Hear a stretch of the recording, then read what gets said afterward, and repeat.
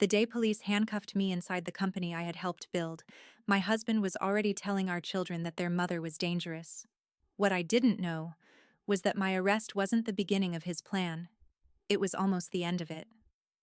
My name is Yolanda Walker. I'm 34 years old.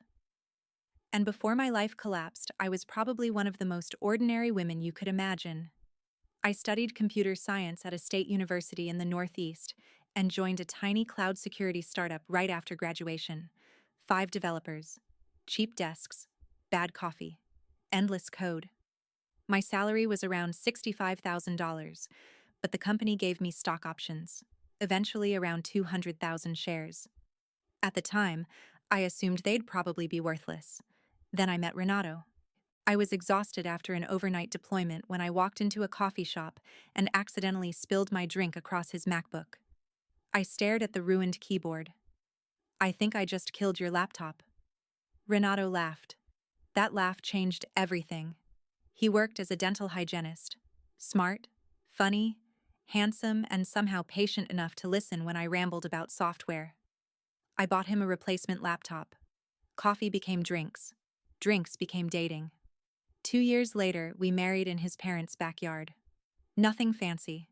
Just family, cheap wine, string lights, and 2 people convinced they had figured life out. We bought a modest suburban house. Lily was born in 2016. Max followed in 2019. Renato reduced his hours at the dental office while I worked more. The startup grew from 5 employees to 50. I became lead developer, then engineering manager. Life wasn't exciting, but it was good. Then Mason and Jessica moved next door in 2021. Jessica was an attorney who worked long hours in the city. Mason called himself a fitness entrepreneur. His garage looked like a miniature CrossFit studio, complete with weights, mirrors, cameras, and enough equipment to run a small gym. He was friendly. Too friendly, looking back. Renato started training with him. At first, I thought it was healthy. He wanted to get back in shape after years of focusing on the kids. But 3 workouts a week became 6. Then, every day. Renato bought expensive gym clothes, supplements, and suddenly everything in our kitchen had to be organic. Then he started quoting Mason. Mason says successful people make time for family. Mason thinks you work too much. Mason says work-life balance matters. One night, I finally said, "Mason seems very interested in our marriage." Renato stared at me. "At least he notices I'm alive." That one hurt. I was working brutal hours because my company was negotiating a major security contract. I thought I was protecting our future.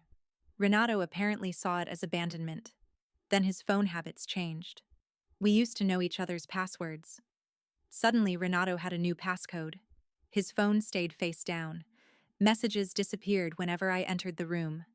Then came the credit card charges. Restaurants I had never visited. Expensive clothes. 2 hotel charges in our own city. When I asked him about them, he snapped. "Are you interrogating me now?" Every question became proof that I was jealous or controlling. The kids started acting differently too. Lily became quiet. Max became clingy. One afternoon, he pointed toward Mason's garage and said, "Daddy and Mason are best friends." I forced myself to smile. "Yeah? They have sleepovers when you work." My stomach tightened. A few days later, our deployment schedule changed and I came home early. Renato's car was in the driveway. Our house was empty. Music was playing inside Mason's garage. I walked over. The side door was slightly open. I looked inside. Renato, Mason, together. Not exercising. I didn't confront them. Didn't scream. Didn't open the door. I simply pulled out my phone and recorded enough to prove what I had seen. Then I went back to my car and sat there for nearly an hour. The next morning, I called a divorce attorney. He told me one thing: do not confront Renato yet. So I didn't. I saved the video in several places, collected credit card records, documented hotel charges, prepared divorce papers. I planned to confront him that weekend while my parents watched the kids. But Renato and Mason moved first. Tuesday morning, HR messaged me while I was reviewing code. "Can you come upstairs?" When I entered the room, 2 police officers were waiting. Natalie. One officer checked his notes. Yolanda Walker? Yes. We need you to come with us. Renato had gone to the police that morning. He claimed I had beaten him. There were photographs of bruises on his arms and face. He said I attacked him during an argument about money. I actually laughed. Not because it was funny. Because my brain couldn't accept what I was hearing. I never touched him. The officer answered quietly. Turn around, please. They handcuffed me in front of my coworkers. People I had worked beside for years watched me being escorted through the lobby. I spent 48 hours in jail before my brother posted bail. An emergency protective order meant I couldn't return home. I couldn't contact Renato. And I couldn't see Lily or Max without supervision. My company placed me on administrative leave. Then, the local headline appeared. Tech executive arrested, following domestic violence allegations. After that, witnesses suddenly appeared. Neighbors claimed they had heard screaming. One woman said she'd seen me grab Renato aggressively beside our car. Another said Renato had admitted being afraid of me. There were photographs of bruises taken over several months. Someone had created an entire history of abuse that never happened. CPS became involved. Renato received temporary custody. And I went from seeing my children every day to 2 supervised visits every other weekend inside a government building. Lily wouldn't look at me. Max cried. Then he asked, Mommy, why don't you love us anymore? I froze. Who told you that? Daddy. That night, sitting on my brother's couch with an ankle monitor around my leg, I finally understood. Renato wasn't simply leaving me. He and Mason were erasing me. My marriage, my career, my reputation, my children. Everything. And they were almost finished. What none of them knew was that I still owned nearly $200,000 shares of startup stock. Shares everyone thought were almost worthless. They wouldn't stay worthless for long. Losing my reputation hurt. Losing my career terrified me. But losing Lily and Max nearly destroyed me. For months, my life became a routine I wouldn't wish on anyone. I lived in a tiny studio apartment near my brother's place because legal fees and child support were draining everything I had. My old company eventually let me go while the domestic violence case dragged on. The only developer job I could find was a junior position at a corporate software company. At night and on weekends, I drove Uber. I went from managing engineering teams to picking up drunk college students at 2 in the morning. Meanwhile, Renato and Mason stopped hiding their relationship. Mason separated from Jessica, and within weeks, he and Renato were posting photos together. Restaurants, workouts, weekend trips. Like I had never existed. The supervised visits with my children were worse. Lily barely spoke to me. Max constantly asked when I was coming home. Renato had apparently told them I was sick and needed help before I could be their mother again. Every visit ended the same way. A social worker opened the door. My children left, and I returned alone to my apartment. I survived mostly because of one thing Renato couldn't take from me: my old startup shares. I still owned roughly $200,000. Most people assumed they weren't worth much. Then a major cybersecurity vulnerability exploded across the technology industry. Our old company's software happened to be unusually effective at identifying and fixing the problem. Suddenly, companies that had ignored us wanted our technology. Then one Tuesday, between Uber rides, I checked my phone. Dozens of missed calls, messages from former coworkers. One sentence kept appearing. We're being acquired. A major technology company was buying the startup. The share price in the deal? $247. I opened the calculator on my phone. 200,000 x 247. I stared at the number. 49.4 million. I calculated it again. Same answer. I actually pulled over because my hands were shaking. Then I called my lawyer. Within 24 hours, Renato contacted me for the first time in months. His message was almost insulting in how gentle it sounded. Hey, I've been thinking about everything. Maybe we should talk about what's best for Lily and Max. I stared at it. Not, I'm sorry. Not, I lied. Not. I destroyed your life. Just suddenly. What's best for the kids? I took a screenshot and sent it to my lawyer. The following morning, Mason appeared at my regular coffee shop. Yolanda. I turned. He smiled like we were old friends.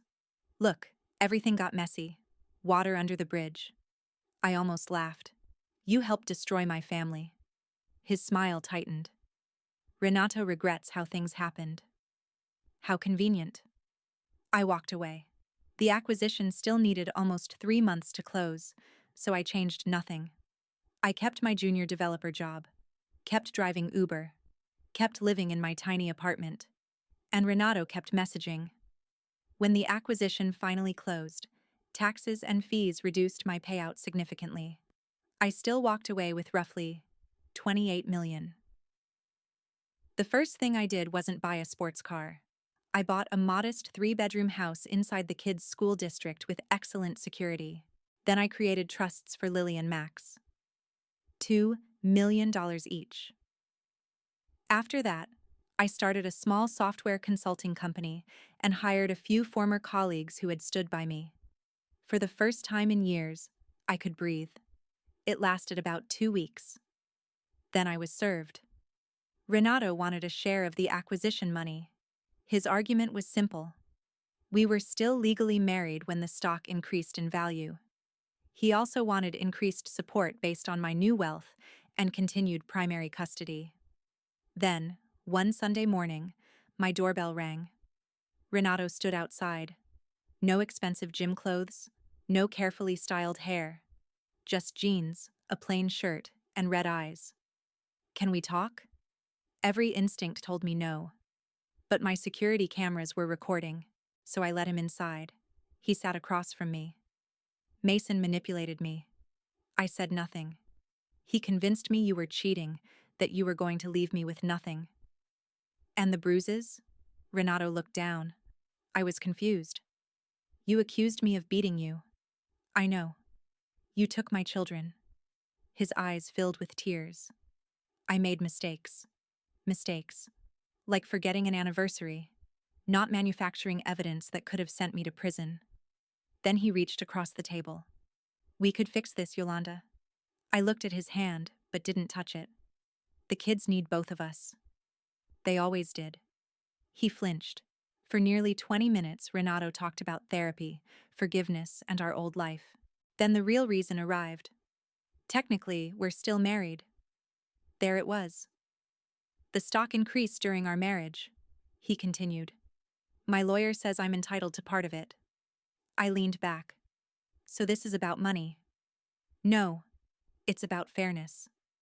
I almost admired the audacity. Then Renato showed me pictures of Lily's dance recital and Max playing soccer.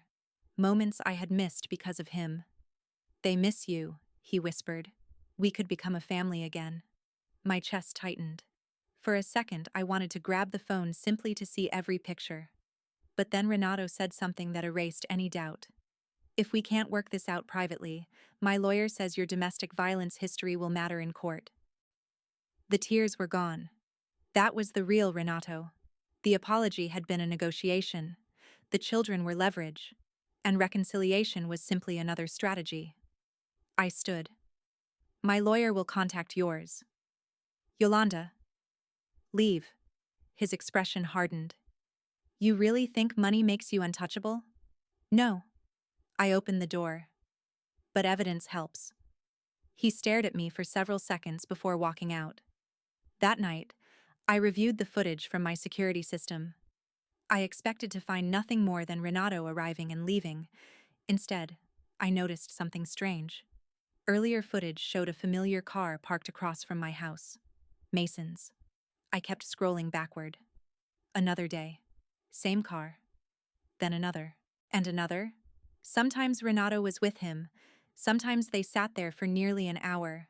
I zoomed in on one recording. Renato was holding papers. Mason was laughing. And suddenly I realized something. They weren't simply watching my house. They were preparing for something. So I called my lawyer. Greg, I think you need to see my security footage.